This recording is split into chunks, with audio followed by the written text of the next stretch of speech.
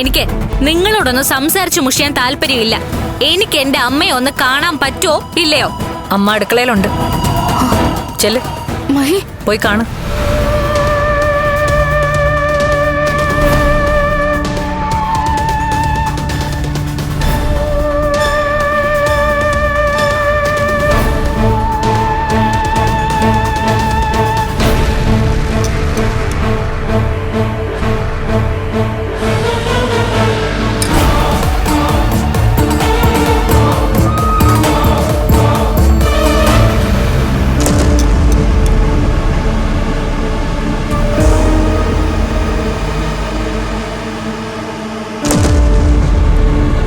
ഇവിടെ നയത്തിൽ സംസാരിക്കാൻ പെരുമാറാൻ ചെയ്തില്ലെങ്കിൽ എന്റെ അച്ഛനും മുത്തശ്ശിക്കും ജയിലിൽ പോകേണ്ടി വരും.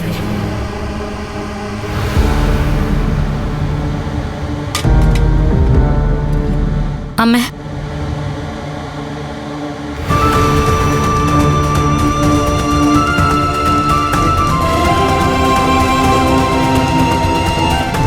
ഞാൻ അച്ഛനെയും മുത്തശ്ശിയും കണ്ടിട്ടാ വരുന്നേ. അമ്മ വിചാരിച്ചാലേ രണ്ടാളെയും രക്ഷിക്കാൻ പറ്റുള്ളൂ. ഇല്ലെങ്കിൽ നാളെ കോടതിയിൽ ഹാജരാക്കും. പിന്നെ ജയിലിലേക്ക് പോകേണ്ടി വരും. ദേ, നീ എന്റെ മുഖത്തേക്കൊന്ന് സൂക്ഷിച്ചു നോക്കി. ഇത് പുറമേയുള്ള പാടുകളാ, ഉള്ളിലും ചതവുകൾ പറ്റിയിട്ടുണ്ട്. അതുപോലെയാ നെഞ്ചത്തും വയറ്റിലും ഒക്കെ ചവിട്ടിയത്. അയാള് കൊല്ലാൻ വേണ്ടിയിട്ടാ എന്നെ തല്ലി ചതച്ചത്. എന്നിട്ടും ഞാൻ കേസ് കൊടുക്കണമെന്ന് പറഞ്ഞില്ല. അനന്തും ലേഖയും പിന്നെ ലക്ഷ്മിയൊക്കെ കേസ് കൊടുത്തേ പറ്റൂന്നും പറഞ്ഞ് വാശി പിടിക്കായിരുന്നു. അച്ഛനും മുത്തശ്ശിയൊക്കെ എന്തെങ്കിലും ദേഷ്യം വന്നിട്ടായിരിക്കും പരിധി വിട്ട് പെരുമാറിയത്. ദേഷ്യം വന്ന ആരെങ്കിലും ഭാര്യമാരെ ഇങ്ങനെ തല്ലുവോടി? അങ്ങനെ തല്ലിയ ഏതെങ്കിലും ഭാര്യമാര് സഹിക്കുവോ? ഞാൻ അയാളെ കല്യാണം കഴിച്ചപ്പോ മുതല് അമ്മയുടെയും മോന്റെയും സകല കൊള്ളരുതായ്മകളും സഹിച്ചുകൊണ്ടിരിക്കുക. ഒരുപാട് തവണ അയാൾ എന്നെ തല്ലിയിട്ടുണ്ട്. എന്നാലും ഇതുപോലെ ഉണ്ടായിട്ടില്ല. എന്നെ മുറിക്കകത്താക്കിയിട്ട് നിന്റെ മുത്തശ്ശി കഥ കടച്ചു. എന്നിട്ട് തല്ലിക്കൊല്ലാൻ പറയായിരുന്നു. അങ്ങനെയുള്ളവരോട് ഞാൻ കനിവ് കാട്ടേണ്ട കാര്യമുണ്ടോ? അമ്മ, അയലത്തുകാരെല്ലാം സംഭവം അറിഞ്ഞു. അവരാ എന്നെ വിളിച്ച് വിവരം പറഞ്ഞത്. അമ്മയെ തല്ലിയതിനു പകരം എന്റെ അച്ഛനെ തല്ലിക്കഴിഞ്ഞു. അച്ഛനെ മാത്രമല്ല, മുത്തശ്ശിയും തല്ലി. രണ്ടാളുടെയും കവിളത്ത് ഇതുപോലെ പാടുണ്ട്. ചെയ്ത തെറ്റിന് അത്രയും ശിക്ഷ കൊടുത്താ പോരെ? ഇനി കോടതി കയറ്റണോ? ജയിലിലേക്ക് പറഞ്ഞു വിടണോ? അച്ഛനെയും മുത്തശ്ശിയും ജയിലിൽ പോയി കാണാൻ എനിക്ക് വയ്യ അമ്മ. ഞാൻ അവരോട് പറഞ്ഞു നോക്കാം. ലേഖ അനന്തവും വലിയ ദേഷ്യത്തില. അറിയാലോ, അനന്ത് വക്കീല. കേസ് വാദിക്കാൻ പോലും പൈസ കൊടുക്കേണ്ട കാര്യമില്ല. അവിടെയുണ്ടൊരു വക്കീല്, കണ്ണേട്ടൻ. ഞാൻ ഉണ്ണിയേട്ടനെ വിളിച്ചപ്പോ കണ്ണേട്ടനെയും കൊണ്ട് പോലീസ് സ്റ്റേഷനിലേക്ക് വരാന്നാ പറഞ്ഞത്. ഞാനൊന്ന് പറഞ്ഞു നോക്കാം. നീ പൊയ്ക്കോ. പക്ഷേ ഒരു കാര്യം, ഇനി മേലിൽ എന്റെ ദേഹത്ത് കൈവയ്ക്കരുതെന്ന് നീ നിന്റെ അച്ഛനോടും മുത്തശ്ശിയോടും പറയണം. അങ്ങനെ ചെയ്താ പിന്നെ ഞാനല്ല, എന്നെ സ്നേഹിക്കുന്നവർ അവർക്ക് മാപ്പ് കൊടുക്കില്ല. മോള് പൊയ്ക്കോ.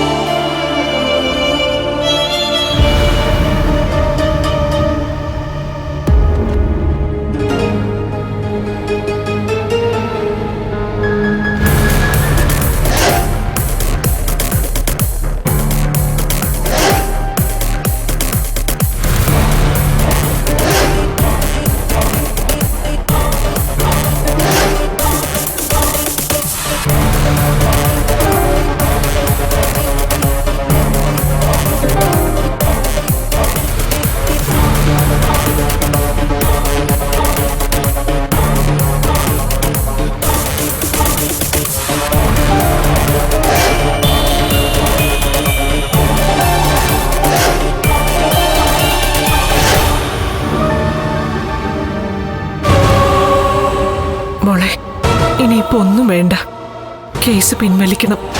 മോളോ നമ്മുടെ കാല് പിടിച്ചോ? ഇവളെ കാല് പിടിച്ചൊന്നുമില്ല.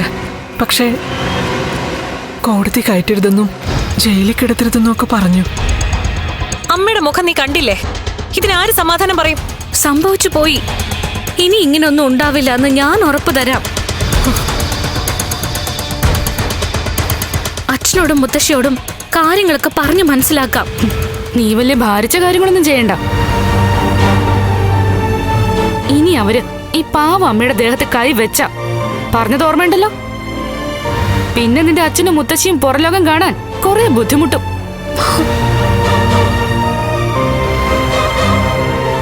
ഇനി അങ്ങനെയൊന്നും ഉണ്ടാവില്ല. അമ്മേ, ഒന്ന് സഹായിക്കണേ.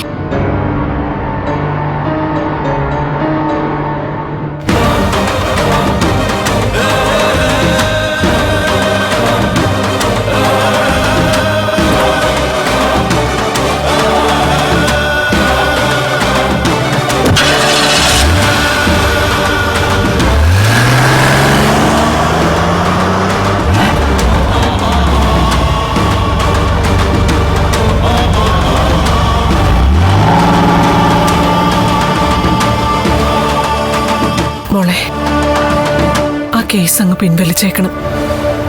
വെറുതെ അവരെ ജയിലിൽ കയറ്റിന്നുള്ള പേരുദോഷം ഉണ്ടാക്കണ്ട. ഇനിയിപ്പോ രണ്ടാളും പുറത്തു പൊയ്ക്കോട്ടെ.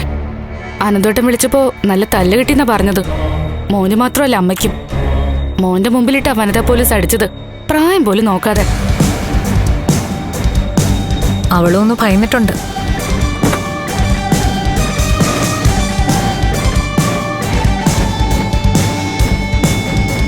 ഈ ഭയവും കാലുപിടുത്തൊക്കെ ചുരുങ്ങിയ നേരത്തേക്ക് കാണൂ.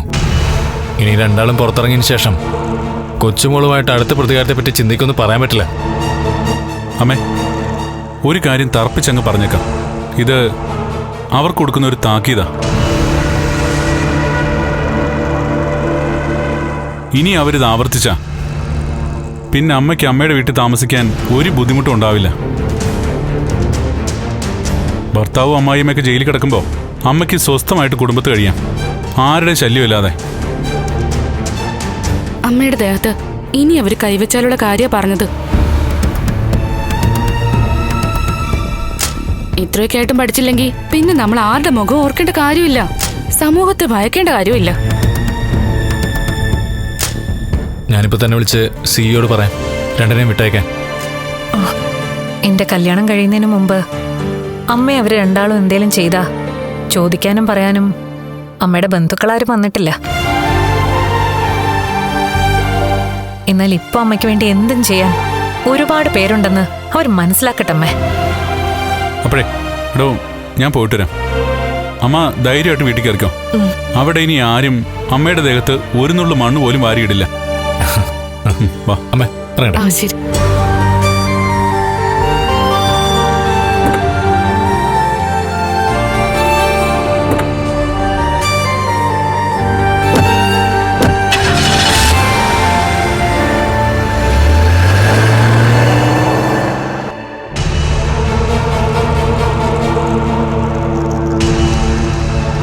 ആ അമ്മ നേരിട്ട് വന്നവരുടെ യാതനയും വേദനയും ഒന്നും പറഞ്ഞില്ല. എങ്കിലും ഞാനതറിഞ്ഞു. നിന്നെ പ്രസവിച്ച അമ്മയല്ലേ? എന്നിട്ട് നിനക്കതിന്റെ യാതൊരു സ്നേഹവും ആ അമ്മയോടില്ലല്ലോ. നിന്റെ ചേച്ചി ഇപ്പോൾ താമസിക്കുന്നത് മിടുക്കനായ ഒരു വക്കീലിന്റെ വീട്ടിലാ. അവർക്ക് പൈസയുടെ ഒന്നും ആവശ്യമില്ല. അതുകൊണ്ട് തന്നെ ഇത് കോടതിയിൽ എത്തിയാലുണ്ടല്ലോ, അവരേതറ്റം വരെയും പോവും നീതി കിട്ടാൻ വേണ്ടി. ഇതിൽ പിന്നെ കൂടുതൽ വാദപ്രതിവാദത്തിന്റെ ആവശ്യമൊന്നുമില്ല. ആ അമ്മയെ കൊണ്ടുപോയി കോടതിയിൽ പ്രസന്റ് ചെയ്താൽ മതി. നിന്റെ അച്ഛനും മുത്തശ്ശിയും ഒക്കെ നേരെ ജയിലിലോട്ട് അങ്ങ് പോവും. ഇനി അങ്ങനെയൊന്നും ആവർത്തിക്കില്ല സർ. ആവർത്തിക്കരുത്. എന്തെങ്കിലും ഇഷ്ടക്കേടുണ്ടെങ്കിൽ സംസാരിക്കാം. പക്ഷെ ഭാര്യ ആയാലും ദേഹത്ത് കൈവയ്ക്കാൻ പാടില്ല. ആ വാ വാ വാ.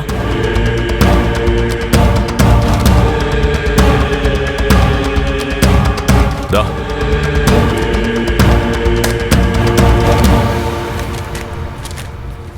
ഇതിലൊപ്പിട്.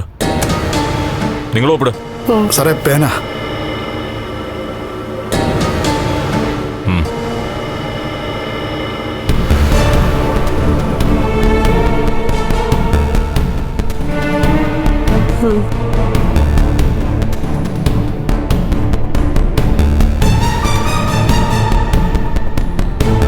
ഇനി മോനും അമ്മയും കൂടെ ആ പാവ സ്ത്രീയെ ഉപദ്രവിച്ചെന്നറിഞ്ഞാലേ നിനക്കൊന്നും ജാമ്യം പോലും കിട്ടാൻ പോകുന്നില്ല. അതിനുവേണ്ടി ഒരു മുദ്രപത്രം ഇവിടെ എഴുതി തന്നിട്ടുണ്ട് അനന്ത് വക്കീല്. മുദ്രപത്രോ? ഇതിനകത്ത് കാര്യങ്ങളെല്ലാം എഴുതിയിട്ടുണ്ട്. ഇനിമേലിൽ നീയോ നിന്റെ അച്ഛനോ നിന്റെ മുത്തശ്ശിയോ നിന്റെ അമ്മയെ സങ്കടപ്പെടുത്താൻ പാടില്ല. മനസ്സിലായല്ലോ? തല്ലാനും പാടില്ല. എല്ലാം ഉണ്ട് ഇതില്. അത് 100% സമ്മതിച്ച് സൈൻ ചെയ്തിട്ട് വേണം രണ്ടു ഇവിടുന്ന് പോവാൻ. എന്താടാ അവരെ നോക്കുന്നേ? ഒപ്പിട്ട് തരാം സാർ.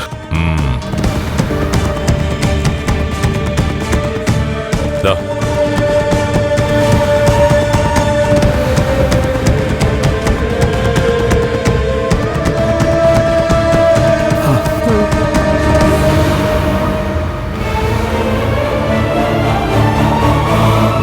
എടാ, ഇവളും ഇവളുടെ ചേച്ചിയും 2 അച്ഛന്മാരുടെ മക്കളാ.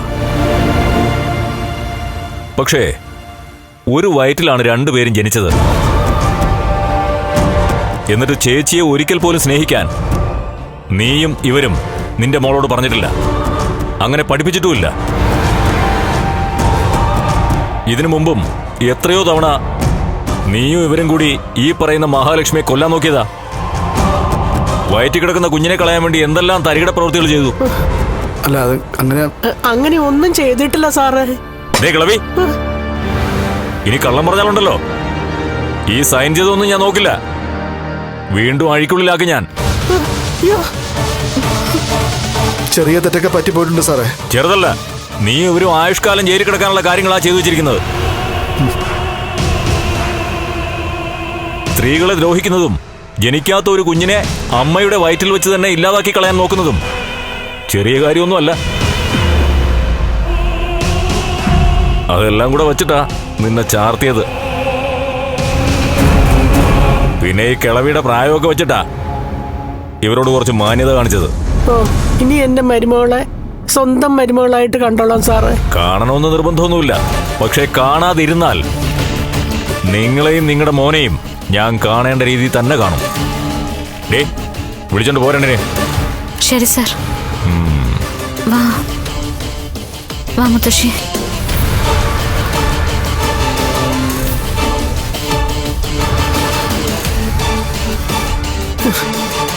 സാറേ എന്നാ പോട്ടെ. ഇപ്പൊ പോയിക്കോ. പോട്ടെ പോട്ടെ സാർ. ഒന്ന് പിടിക്കണ. ലക്ഷ്മിയോടും അമ്മയോടും വഴക്കിട്ട ശേഷം മുത്തശ്ശി ചോദിക്കുമല്ലോ ആരാ ജയിച്ചെന്ന്. സംസാരത്തിലൂടെ പോലും ഇവരൊന്ന് നമ്മളെ തോൽപ്പിക്കുന്നത് മുത്തശ്ശിക്കും അച്ഛനും ഇഷ്ടമല്ല. എന്നിട്ടിപ്പോ നമ്മൾ തോറ്റുപോയില്ലേ, നാണം കിട്ടുപോയില്ലേ. മോളെ ഇങ്ങനൊരു ചതി നിന്റെ അമ്മയുടെ ഭാഗത്തുനിന്ന് ഉണ്ടാവുന്ന ഞാൻ സ്വപ്നത്തിൽ പോലും കരുതിയതല്ല. എടാ, പറഞ്ഞത് കേട്ടില്ലായിരുന്നോ നീ? അവള് കേസൊന്നും കൊടുത്തിട്ടില്ലായിരുന്നു. അവളെ കൊണ്ട് കൊടുപ്പിച്ചതാ ബാക്കിയുള്ള എല്ലാരും കൂടെ. ഇനിയിപ്പോ ഈ നാണക്കേടിന് നമ്മൾ എങ്ങനെ രക്ഷപ്പെടും അച്ഛാ? എനിക്കറിയില്ല മോളെ. ഇനി അവളെ ഒരു നോട്ടം കൊണ്ട് പോലും വേദനിപ്പിക്കാൻ പറ്റില്ല.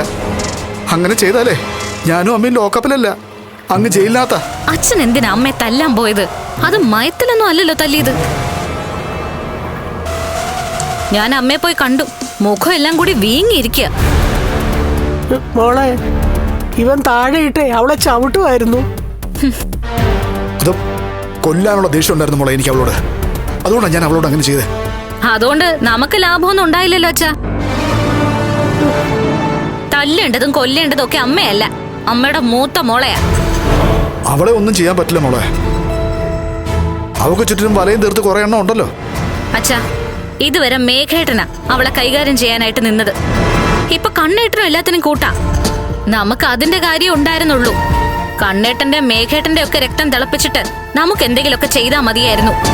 അതിനു പകരം അച്ഛൻ എന്തിനാ കൈവിട്ട കളിക്ക് പോയത്? മോളെ, ഞാനും പറഞ്ഞു മോളെ ഇവനോട് അവളെ തല്ലിക്കൊല്ലേ. അതുകൊണ്ട് തല്ലുകൊണ്ട് നിൽക്കുന്ന മുത്തശ്ശിയും അച്ഛനെയും എനിക്ക് കാണേണ്ടി വന്നല്ലോ. എന്നെ തല്ലിയത് പോട്ടെ മോളെ. ഞാൻ പറഞ്ഞില്ലേ, അമ്മയുടെ ദേഹത്ത്, അമ്മയുടെ കവിളില് ആ വനിതാ പോലീസ് കൈവച്ചത് എനിക്ക് സഹിക്കാൻ പറ്റിയിട്ടില്ല. അതിനവരെ ഇരട്ടടി അടിക്കാൻ പറ്റുമോ അച്ഛാ? ഉടനെ ഒന്നും ചെയ്യാൻ പറ്റില്ല, പക്ഷേ ഞാൻ അവരെ നോട്ട് ചെയ്തിട്ടുണ്ട്. എന്തിനാടാ നീ അവിടെ പിന്നാലെ നടക്കുന്നേ? എന്തെങ്കിലും ചെയ്യണമെങ്കിൽ ലക്ഷ്മിയോട് ചെയ്യടാ. അവളാ കഴിഞ്ഞ കുറെ കാലമായിട്ട് നമ്മുടെ ഉയരെടുത്തോണ്ടിരിക്കുന്നത്. കണ്ണന്റെ പാതി സ്വത്തും അടിച്ചു മാറ്റിയിട്ട് അവള് കോടീശ്വരിയായിട്ട് അങ്ങ് വിലസുക. അതുകൊണ്ട് എല്ലാവരുടെയും ജീവനെടുത്ത് രസിക്കുന്ന അവളെ വേണോടാ എന്തെങ്കിലുമൊക്കെ ചെയ്യാൻ. ഒരു കാര്യം ഉറപ്പാ മോളെ, ഇപ്പൊ ഉണ്ടായ ഈ അപമാനം ഉണ്ടല്ലോ, അത് ഈ ജന്മം എന്നെ വിട്ടു പോവില്ല. എനിക്കും. വാ നമുക്ക് പോവാം. എടാ നീ തന്നെ വണ്ടി എടുക്ക്. ശരി സാർ. എന്റെ കൈക്കും കാലിനൊക്കെ നല്ല ചതവാ. നിനക്ക് ഈ ഡോറൊന്ന് തുറന്ന് തന്നൂടാ മോഹന? തുറക്കുമോളെ. അയ്യോ ഒന്ന് കേറിക്കോട്ടെ എൻ്റെ അമ്മ. അയ്യോ അയ്യോ.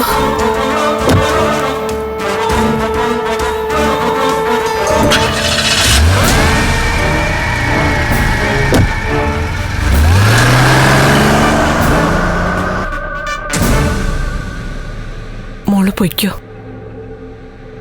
ഇനി അവരുമായിട്ട് മുഷിയാനൊന്നും നിൽക്കണ്ട. ഇനി അങ്ങനെ പേടിക്കേണ്ട കാര്യമൊന്നും ഇല്ലമ്മേ. നമ്മുടെ കനിവുകൊണ്ട രണ്ടാളും ജയില് കാണാതിരുന്നത്. ഒരുപാട് സംഭവങ്ങളുണ്ടായി, അപ്പോഴൊക്കെ നമ്മൾ പ്രതികരിച്ചിട്ടില്ലല്ലോ. അമ്മയുടെ ദേഹത്ത് ആര് കൈവച്ചാലും അതെനിക്ക് സഹിക്കാൻ പറ്റില്ല. എന്നെപ്പോലെ തന്നെയാ കണ്ണേട്ടനും.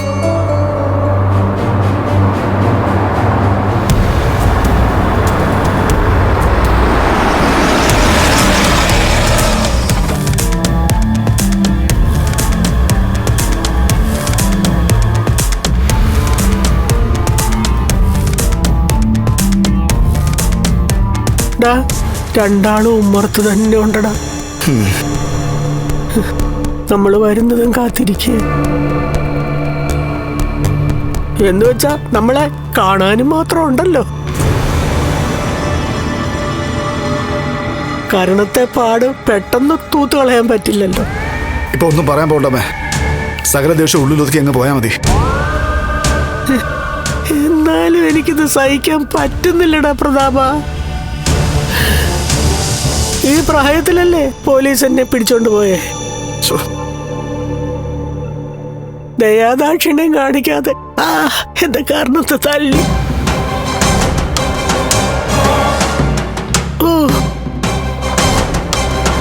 ഏതായാലും അമ്മ ഇറങ്ങ.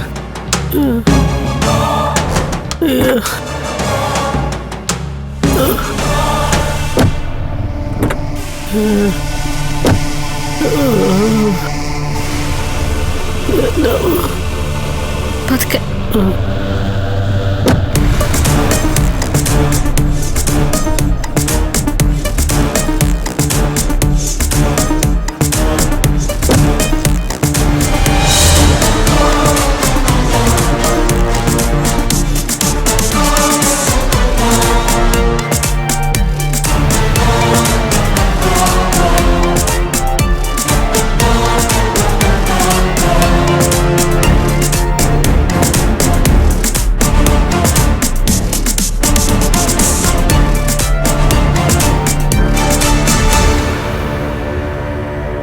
വാ.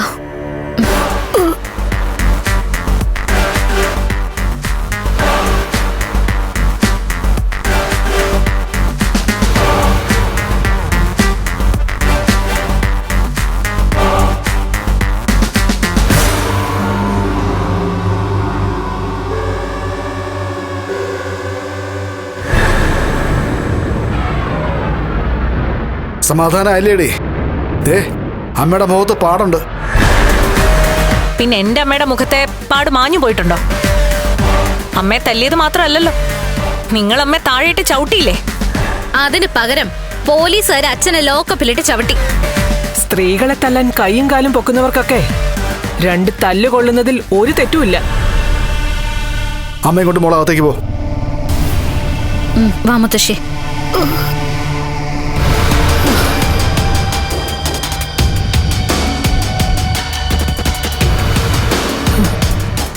നോക്കുകോടി, ഞങ്ങളെ പോലീസ് സ്റ്റേഷനിൽ കയറ്റി ഇവള് കാരണം നിനക്ക് ഒരുപാട് കരയേണ്ടി വരും. നീ നെഞ്ചു പൊട്ടി നിലവിളിക്കും.